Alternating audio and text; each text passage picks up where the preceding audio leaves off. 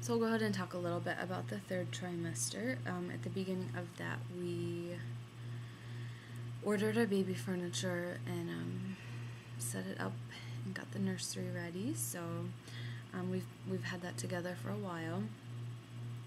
Week 29, my doctor sent me to a specialist because when I had the glucose test, they did a CBC, complete blood count, and that it was abnormal, which is abnormal is my normal, so you know, whatever. But they sent me to see a Dr. Samuels, Philip Samuels at OSU. He's actually on that Story Baby Special Delivery, that show. I've seen him on there before, but he is a physician at OSU, and he specializes in maternal fetal medicine, and he has a research interest in hematology, maternal fetal hematology. So since my blood count keeps dropping, they sent me to him, and he's the one who actually took me off the iron, and he put me on folic acid, 1 milligram twice a day, to try to get my blood count up. And at that point, the baby was 2 pounds and 14 ounces, and that was on week 29.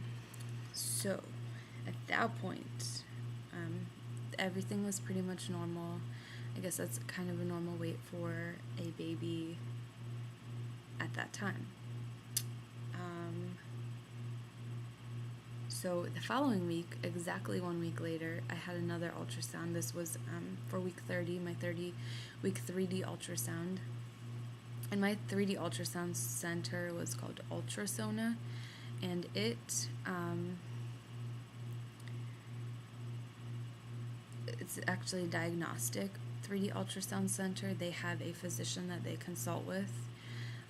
So you get your keepsake photos and your teddy bear with the baby's heartbeat in it and your DVD of the baby moving around inside of you. But there is also a physician there if they see anything abnormal.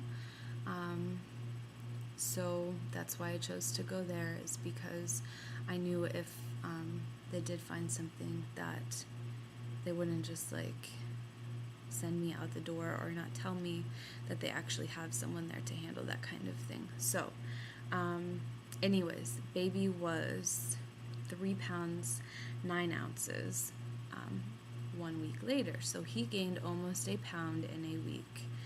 And that was a lot. And they were like, your baby is big. So since that happened, I told my physician, hey, I had these 2 ultrasounds and the baby is big. At that point, he was 17 inches long also, and that was at 30 weeks. So big boy. And obviously I have this problem with my tailbone. I was really worried about giving birth to him vaginally, because my tailbone probably is even more likely to break now that we're growing a big baby in here. So my concern is I don't want a C-section because I don't want to bleed too much and have the transfusion. I don't want the baby to get too big because I don't want to break my tailbone. So it's a really fine line we're walking between getting the baby healthy enough to be born, with the lungs being mature, keeping him small enough to get through the birth canal, and not having to have a C-section for bleeding. So they've been keeping a really close eye since then on his growth. So they had me in for another ultrasound. I had it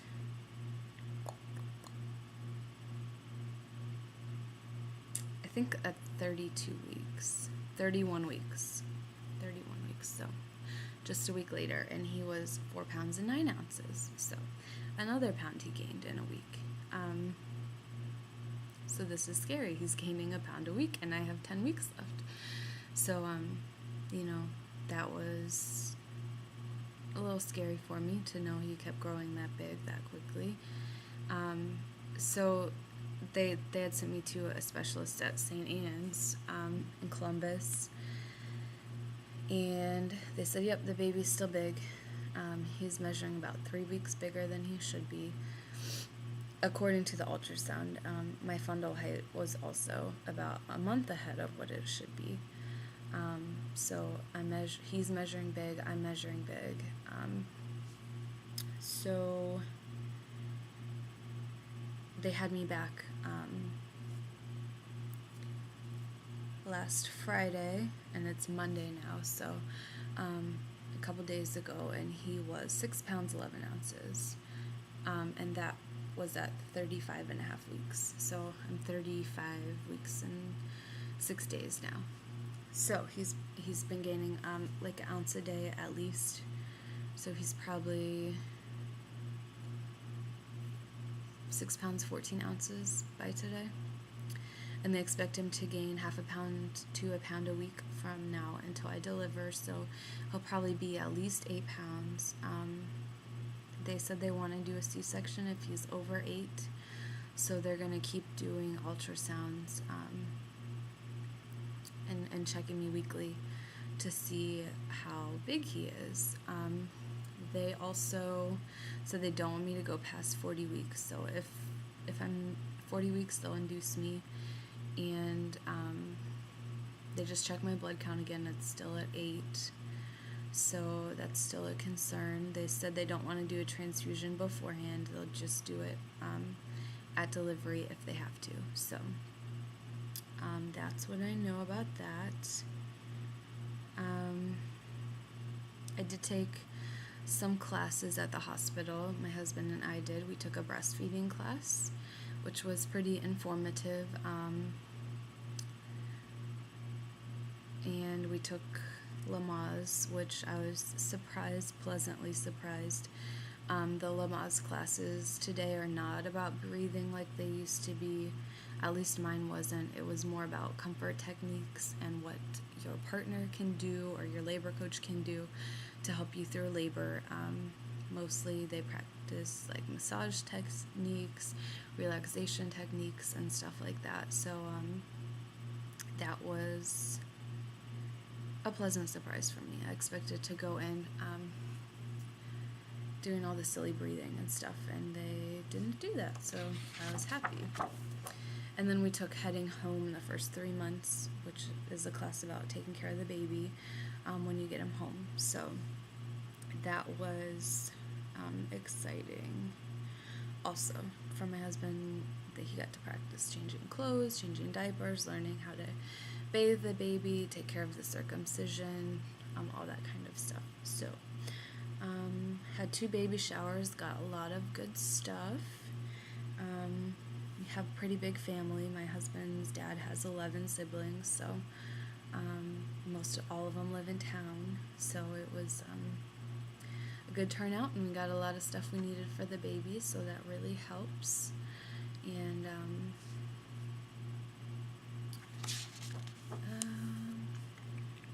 I think that's mostly all. My last appointment I had on Friday, the doctor said I was 1 centimeter dilated. I had started to soften, and baby's dropped. So that is what I know about that. I was in the hospital at 34 weeks for preterm labor again. I'm going to stop this and I will fill you in on that.